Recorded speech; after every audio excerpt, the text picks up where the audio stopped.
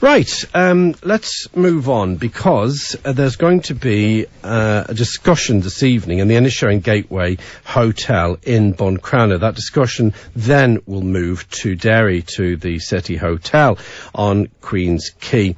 And the discussion, well, it's two men. It's Jim Corr, who many of you will, of course, know from the Corrs, of course, the musical mega success, and the man you might not know as well is Ian R. Crane, and his history and his background is actually in oil. And they're going to be talking tonight in Buncrana, and lots of people have been discussing what they have been talking about all over the world. Some people say it's absolute bonkers stuff, and other people say, well, that's what they want you to think. Jim Corr, first of all, nice to see you. We're a bit rushed in there. Didn't even get to shake your hand. A very good afternoon to you. Good afternoon to you. Thanks very much for having us on. Pleasure. Now, first of all, I mean, people know you, obviously, as a member of a massively successful band, the Corrs. I remember seeing you in Scotland. I bet you don't. Well, you will remember it, actually, and it was,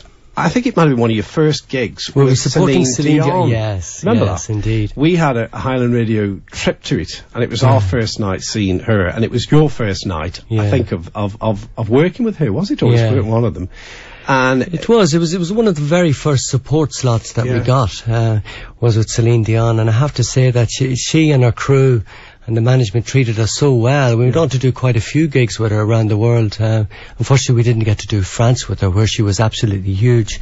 But, I mean, she was quite big at that time, but she went on to become, like, hugely she was big popular. then. I mean, it was the time of Think Twice and all of that, wasn't it? And I remember, watching you and saying, gosh, an Irish group over here, it looks like it's going to be big for you. It must have had a big impact on your career, that tour, as well, surely. It certainly did. I mean, we worked very intensively and travelled extensively across the world, doing a lot of support tours with various different bands. We supported U2, we supported the Rolling Stones, Celine Dion and some others as well. And it all helped for us to gain more and more popularity, and then, of course, we were able to headline on our own. All right. And I know that's a big part of your life that's parked at the moment, slightly, because you're not touring as a group, although I saw your sister recently. I think she suggested you might well be again. Yeah. Is that true? Yeah, well, we're considering, we're going to do some writing. We're going to start writing again and hopefully release an album maybe this time next year sometime, or maybe before that. And in the meantime, you've been telling those who want to listen that we are on a roller coaster that we might not want to be on as a result of outside forces influencing policy. Sinister forces. Come on, help us here. Help us. What's going on? Well, I suppose about 4 years ago, when I came off the road, I started studying 9/11. And what do you mean studying it, though? Studying it as in... Well, I had come across some anomalies, in particular in relation to the Pentagon crash, where a plane in a 757 had practically vaporized within a 16-foot diameter hole.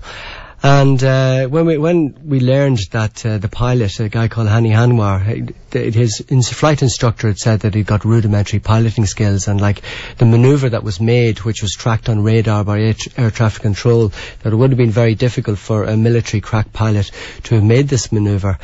And the way an airplane basically is a hollow aluminium tube, but this, whatever it was that hit the Pentagon, managed to penetrate 3 reinforced steel and concrete rings.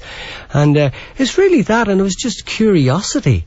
I kind of just wanted to know what on earth is going on here, and particularly because I was watching the way civil liberties were being eroded because of this in the West, and they were introducing these new acts like the Patriot Act 1 and 2 in America, and taking away people's liberties, and we're all feeling it at airports.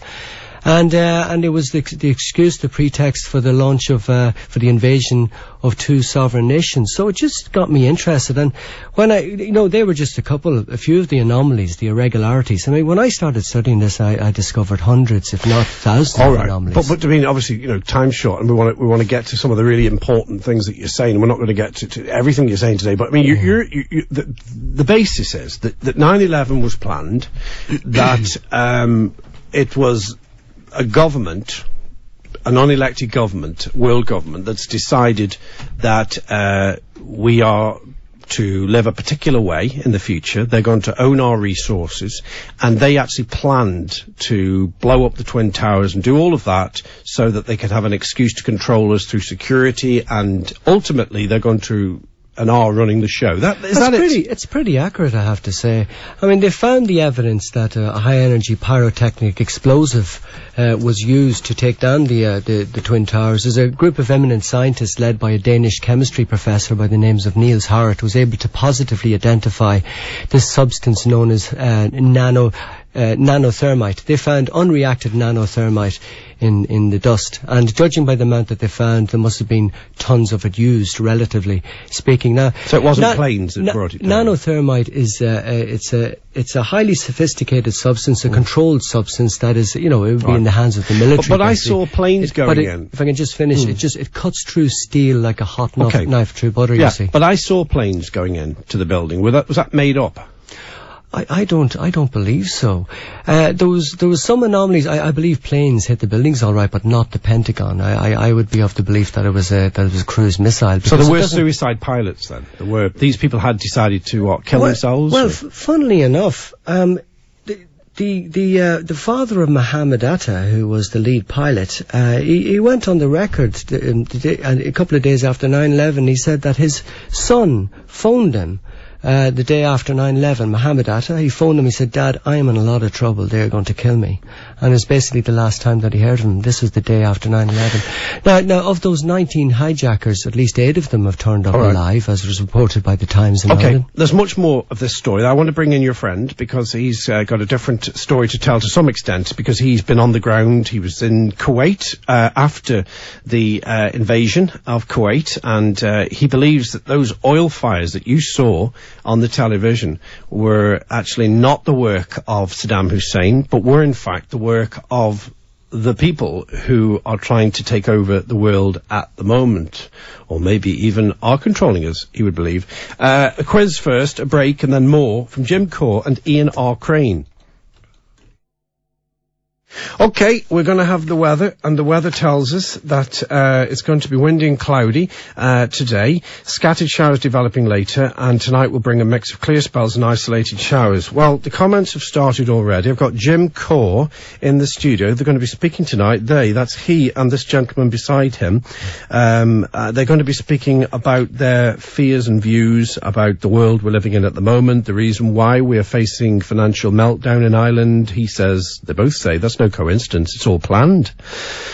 Ian R. Crane is with him. The texts have started. Get that crackpot off. Now, I suppose if you had £1 or €1 for every time that's been said about you, Jim, in the last year, 2 years, 3 years, you'd be worth even more money, would you? Well, you see, I can understand that to a certain extent, but it's an easy way out to call me or Ian or anybody else who does this research a crackpot, because this takes, to understand what is actually going on, takes focused research and contemplation. And the thing is, once you wake up to this, you realise that you've got a responsibility to share this information with people. When you say waking up to it, we've just discussed this in the break. You believe that you had an awakening, do you? No. No. What is the awakening that we talked about? Because I mentioned David Icke's been linked with you, and you say, I don't know why, because I haven't linked myself to him, but some of the things he's saying, you're saying, put it that way, and he's been dismissed as a nutcase. No, I think we would share views of the likes of 9/11 and 7/7, and who's actually in control from behind the scenes and the agenda. But as regards, I'll tell you what happens, and I actually put up a disclaimer on my website, jimcorr.com. I get linked in with bizarre theories that belong to somebody else, and things that I know nothing about. I don't get into aliens. I know nothing about aliens. I know nothing about lizard people. The reason we're mentioning that, by the way, in case anybody's wondering, is some people who also profess some of the views that you're professing claim that lizards are running the show or something. Well, that's somebody else's research, and you need to ask them about that. But I don't get into that. My research is based on facts. I give You think there are certain families running the world, do you then? Families. Yeah, well, I'll go some way to trying to prove briefly, that case. That case tonight, and I mean, I'll quote other researchers. Exactly, because a lot of this is going to be. I know people can have the discussion obviously tonight for the book. Help us to understand.